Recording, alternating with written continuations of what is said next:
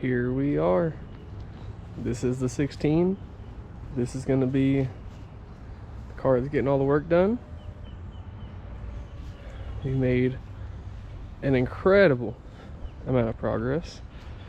Everything's not 100% yet. Still got some work to do on the inside. Side skirts still need to go back on. Not everything's 100% perfectly aligned, but we do have the car all together in one piece, and we've made a lot of progress. It starts, it runs, most of the body is back together. We do have some work we're gonna have to do on the interior. 2 blown airbags. I've got the replacement for one. I think I've got the replacement for the other as well, so we'll get that taken care of.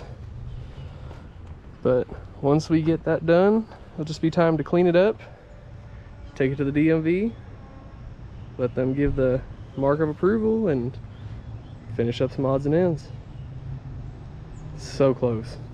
So close.